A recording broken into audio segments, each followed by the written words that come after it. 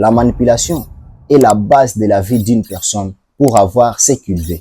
S'il y a de vrais manipulateurs, ce sont des enfants. Bonjour, c'est TC Homeschool, l'école de la maison. Tizongo Migo Crispin. Aujourd'hui, je vais vous partager quelque chose de très important qu'on néglige dans la vie, c'est la manipulation.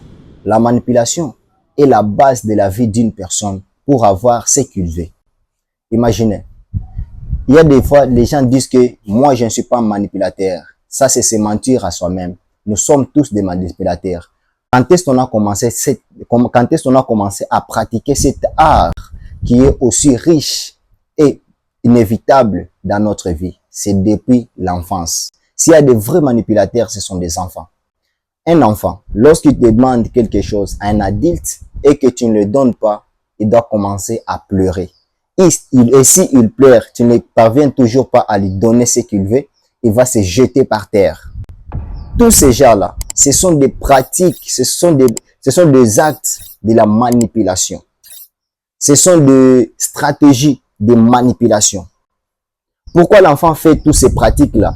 C'est pour nécessiter en vous ce qu'on appelle les émotions. Et les émotions, c'est ce qui entraîne à la manipulation. Quand on dit des émotions, il y a plusieurs choses là-dessus. Mais aujourd'hui, on va juste s'intéresser sur des piliers de la manipulation que les émotions. Et dans les émotions, on va parler quelque chose, ce qui est très important dans ce sujet assez vaste. Pourquoi l'enfant veut nécessiter l'émotion pour toi?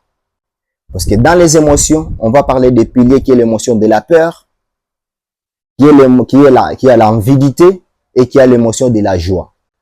Pour manipuler une personne, c'est simple. Il y a deux piliers ou trois piliers nécessaires. La peur, l'envidité et la joie.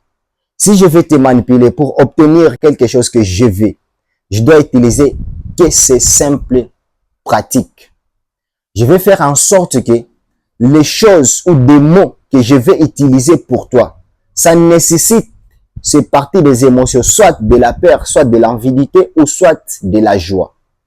Tenons un exemple. Je dis, madame ou monsieur, je veux telle chose, ou bien je veux ton téléphone. Pour que tu puisses me donner ce téléphone, il me fallait nécessiter, réveiller une émotion pour toi. Je vais te dire, tu vois ce téléphone ici, si tu ne me donnes pas, à la fin de la semaine, il y aura une explosion et de soit il y a une puce qu'on a installée dans ce téléphone, ça fait en sorte que si tu le branches aux charges, ça va exploser. Mais si tu me les donnes, je vais sortir ces fiches, après je les rendrai. Vous comprenez? Là, tu réveilles directement l'émotion, qui est la peur. Par la peur d'être explosé, il doit te donner le téléphone. Ou soit tu peux lui dire, apprête-moi ce téléphone. Si tu me donnes ce téléphone, à la fin de la semaine, je te donnerai une autre plus haut que ça. Une autre téléphone nouveau. C'est par la joie, il doit s'imaginer, la joie d'avoir un téléphone neuf. Il va te donner cela. Ou par l'envidité. C'est quoi l'envidité? C'est quelque chose qui accroche sa valeur. Tu dis, tu vois ce téléphone, ça compte beaucoup sur toi. Et si tu me le donnes, je ferai en sorte que je vais ajouter d'autres choses qui fera que ça soit beau, que ça soit joli. C'est par cette envidité, il doit te donner. Et c'est simple à comprendre. N'arrête jamais et ne tolère jamais que quelqu'un te traite de manipulateur parce que nous sommes tous des bases créées comme ça.